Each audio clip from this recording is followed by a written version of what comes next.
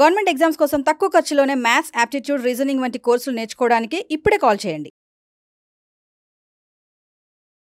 Now ఇది చూడండి sir, ఇది సిహెచ్ఎస్ఎల్. నా స్టూడెంట్స్ కొంతమంది సిహెచ్ఎస్ఎల్ కూడా ప్రిపేర్ అవుతున్నారు ఎస్ఎస్సి ప్యాకేజ్ తీసుకొని.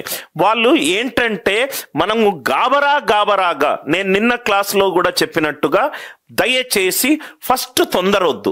మీరు ఫస్ట్ ఫేజ్ ఆఫ్ లెర్నింగ్లో ఉన్నారు. ఫస్ట్ అర్థం చేసుకోండి, డైజెస్ట్ చేసుకోండి, ప్రాక్టీస్ చేసుకోండి. ఒక స్టేజ్ తర్వాత మీరే మీ ఊర్లో మ్యాథ్స్ అద్భుతంగా చెప్పే టీచర్గా తయారవుతారు సార్. రైట్? ఒక సాఫ్ట్వేర్ కంపెనీ ఉంది, దాంట్లో 3 డివిజన్లు ఉన్నాయి.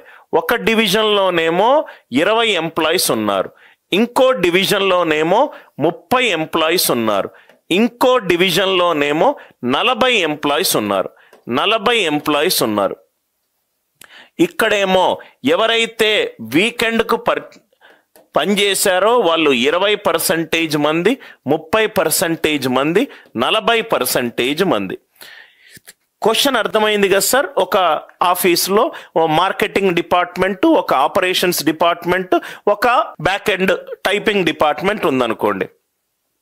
20 మంది ఎంప్లాయీస్లో 20% మంది వీకెండ్ పనిచేశారు. ఇంకో డివిజన్లో 30 ఎంప్లాయీస్, రైట్, 30% మంది వీకెండ్లో పనిచేశారు.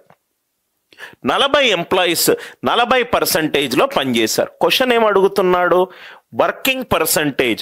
ఈ 3 డివిజన్లు గనక వీకెండ్ పనిచేస్తే మొత్తం ఎంత పర్సంటేజ్ మంది వీకెండ్ పనిచేశారు? ఎప్పుడైతే ఈ క్వశ్చన్ అయ్యానో మనము బండగా సాల్వ్ చేసి, మనకు ఎట్లా అలవాటు అయిపోయిందంటే ఇది ఇంటూ ఇది, 20లో ఇది ఇది ఇది ఇది సాల్వ్ చేసుకుంటూ వెళ్తాం. ఎవడయ్యా నిన్ను సాల్వ్ చేయమన్నాడు? రైట్? లోయెస్ట్ పర్సంటేజ్ ఎంత? 20%. హైయెస్ట్ ఎంత? 40. నేను మీకు 2 థంబ్ రూల్ చెప్పాను. ఒక యాప్టిట్యూడ్ ప్రాబ్లం అయినా, లైఫ్లో మనకు వచ్చిన ప్రాబ్లం అయినా టక్కున మాట్లాడము, ఇంపల్సివ్ కాము, ఆ సిట్యుయేషన్ని అర్థం చేసుకుంటాము, ఆప్షన్లు కూడా చదువుతాము. 32, 3.2 కొంచెం క్వశ్చన్ని పైకి డ్రాగ్ చేస్తున్నాను. 32, 3.2, 0.032, 0.0032. ఇది ఎంత ఈజీ క్వశ్చన్ అంటే పెన్ను పెట్టకుండా కూడా ఒక 5 సెకండ్లో ఆన్సర్ ఆప్షన్ని డార్క్ చేయడము, సాల్వ్ చేయడం కంటే కూడా ఎక్కువ. దీనికి నేను అనిల్ నాయర్ గనక ఈ క్వశ్చన్ సాల్వ్ చేస్తే నేను ఏం చేయలేదు సార్.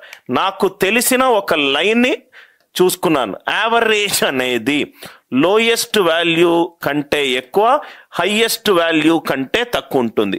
ఇది అందరికీ తెలుసు సార్, కానీ దీని అప్లికేషనే మీకు చెప్పకపోవడం వల్ల అది ఒక నోట్స్లో ఒక పాయింట్ లాగా ఉండిపోతుంది. 3 డిపార్ట్మెంట్లు ఉన్నాయి. లోయెస్ట్ ఏమో 20% మంది పనిచేశారు, హైయెస్ట్ ఏమో 40% మంది పనిచేశారు. అంటే ఆ 3 డిపార్ట్మెంట్లు కలిసి పనిచేస్తే, నాకు వచ్చే వాల్యూ 20కి 40కి మధ్యలో ఉండాలి. అంతే కదా సార్? ఈ పనికి మాలిన ఆన్సర్లు ఇవ్వడం ఎగ్జామినర్కి క్వశ్చన్ క్రియేట్ చేయడం తెలుసేమో, అనిల్ నాయర్ స్టూడెంట్స్కి కష్టతరమైన క్వశ్చన్లను సెకండ్లో లేపడం అంత ఫండమెంటల్స్ మీకు తెలిసి ఉండాలి. రైట్? యావరేజ్ అనేది లోయెస్ట్ వాల్యూ, హైయెస్ట్ వాల్యూ మధ్యలో ఉంటుంది. 20కి 40కి మధ్యలో ఆప్షన్లు ఉండాలి. పోయింది answer. Are you all with me? క్వశ్చన్తో పాటు క్వశ్చన్ చదవడము అని అంటే ఇక్కడి నుంచి ఇక్కడ వరకు చదవడం కాదు, ఇక్కడి నుంచి ఇక్కడ వరకు చదవడం. అందరూ దయచేసి రైట్ అర్థమవుతే ఎస్ అని చెప్పి చదవండి. నేను లెక్కలు ఎలా నేర్చుకున్నాను అని అంటే ఫస్ట్ క్వశ్చన్ని అర్థం చేసుకుంటా.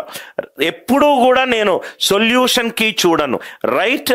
ఒక మ్యాథమెటిక్స్ అంటే ఒక లాజికల్గా అసలు ఆ క్వశ్చన్లో ఫండమెంటల్స్ ఏంటో చూస్తాను. ఇలా నాతోటి మీరు చేస్తూనే ఉంటే మీరు అనిల్ నాయర్ వే ఆఫ్ థింకింగ్ని మిమిక్ చేస్తారు. దాని తర్వాత భయపడరు. ఆ భయం దాన్ని ఎలిమినేట్ చేయాలి. ఇది కనుక యావరేజ్లో క్వశ్చన్ ఇస్తే మనం ఎలా చెయ్యాలి కూడా నేను వెయిటెడ్ యావరేజ్లో మీకు ఈ లాజిక్ చెప్పాను. మీరు కొంతమంది ఈ ప్రాబ్లం ఇంతకుముందు చూసుంటారు. ఎవరైతే డౌట్ అడిగారో 68 కేజీల రైస్ 63 రూపాయలకుంటే అది నేను 85 కేజీల ఇంకో రైస్ 81 రూపాయలు ఉంటే రైట్, ఈ 3 ఎగ్జాంపుల్ చాలా జాగ్రత్తగా వినండి. ఈ రెండింటిని మిక్స్ చేస్తే వచ్చింది ఏంటి? ఒక రైస్ తీసుకున్నాను 68 కేజీలు, అదేమో 63 రూపాయలు పర్ కేజీ. ఇంకోటి తీసుకున్నాను 85 కేజీలు, అదేమో 81 రూపాయలు. ఈ రెండింటిని కలుపుతుంటే యావరేజ్ ఎంత? ఇప్పుడే నేను చెప్పాను, యావరేజ్ అనేది 63, 81 మధ్యలో ఉండాలి. ఉంటుందా సార్? ఎలా ఉంటుందో చెప్తాను. ఎప్పుడైతే మనము ఒక మిశ్రమాన్ని కలుపుతున్నామో మనము ఎన్ని కేజీలు తీసుకున్నాము అనేది సంబంధం లేదు. దీని నిష్పత్తి అయ్యండి. 17 4 68, 17 5 85. ఫస్ట్ ఎంతైతే మనము తీసుకున్నామో దాని నిష్పత్తి చాలు మనకు.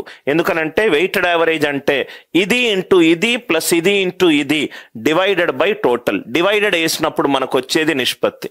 యావరేజ్ అనేది లోయెస్ట్ వాల్యూ కంటే ఎక్కువ ఉండాలి. 63 ప్లస్ ఈ వాల్యూ తీసుకోండి, 5/5 ప్లస్ 4 ఎంత? 9. దీని ప్రూఫ్ కూడా చెప్తాను. 81 63 తేడా ఎంత? 18. 9 1 9 2 63 ప్లస్ 10 ఆన్సర్ ఎంత? 73. యావరేజ్ అనేది లోయెస్ట్ వాల్యూ కంటే ఎక్కువ, హైయెస్ట్ వాల్యూ కంటే తక్కువ. 81 మైనస్ ఆ వాల్యూ తీసుకోండి, 4 డివైడెడ్ బై 4 ప్లస్ 5 9. 81 63 తేడా ఎంత? 18. 9 2s are 18. 81 మైనస్ 8 ఎంత? 73. ఆన్సర్ ఎంత దీనికి? 73. ఈ లాజిక్ అర్థమైందా? ఇది నేను ఆల్రెడీ ఎన్రోల్డ్ స్టూడెంట్స్కి 5/9 ఎక్కడ వచ్చిందో కూడా నేను ఎక్స్ప్లెయిన్ చేశాను. 1 నిమిషం ఎక్స్ప్లెయిన్ చేస్తాను సార్. 68 కేజీలు తీసుకున్నాను, పర్ కేజీ 83 రూపాయలు. అలానే 85 కేజీలు తీసుకున్నాను, పర్ కేజీ 81 రూపాయలు. డివైడెడ్ బై మొత్తము 68 ప్లస్ 85 తీసుకున్నాను. ఆన్సర్ ఎప్పుడూ కూడా లోయెస్ట్ వాల్యూ కంటే ఎక్కువ ఉంటుంది. మీన్ డీవియేషన్లో మనం ఈ మెథడ్ తీసుకున్నాం. 63 అనుకుంటే 63 డీవియేషన్ 0. 81 63 తేడా ఎంత? 18 ఇంటూ 85 డివైడెడ్ బై 153. 17 5 17 9. అందుకే అక్కడ 5/9 వచ్చింది. ఇదందరికీ అర్థమైందా? రైట్. అన్నీ కూడా ఒక మంచిగా మ్యాథ్స్ అర్థం చేసుకున్న టీచర్ చెప్తున్న క్లాస్ సార్. గజిబిడిగా ఫార్ములాలు రాసి ఏదైతే చెప్పానో అది బట్టి పట్టండి రైట్ అని నేను అలా క్లాస్ చెప్పను. అలా చెప్పే టీచర్లను ప్రాబబ్లీ నాకు కొంచెం నవ్వు అనిపిస్తుంది సార్. రైట్. ఏదో ఒక క్లాస్ తీసుకున్నా, ఏం సార్ లెక్క 23 మంది ఉన్నారు, వాళ్ళ యావరేజ్ వెయిట్ 24 ఇయర్స్, ఒకడు వెళ్ళిపోయిండు 22, సైకిల్ మెథడ్ దీన్ని గుణించండి, దీన్ని గుణించండి, పనికి మాలింది. రైట్. దానికి ప్రూఫ్ అడగండి. రైట్. దీన్ని గుణించండి అట, దీన్ని గుణించండి అట. రైట్. వాడు వింటాడు, వాడు పారిపోతాడు. లెక్కలు అర్థం చేసుకున్నాడు అడుగుతాడు ఎక్కడి నుంచి వచ్చింది ప్రూఫ్ అని. రైట్. మీరు మెల్లమెల్లగా నా క్లాసెస్ వింటూనే ఉంటే రైట్ ప్రాబబ్లీ మీరు ఏదైతే ముందు వీడియోలు చూసారో అవన్నీ మీకు కొంచెము రైట్ హాస్యాస్పదంగా అనే ఛాన్స్ కూడా ఉంది. అర్థమైంది కదా సార్?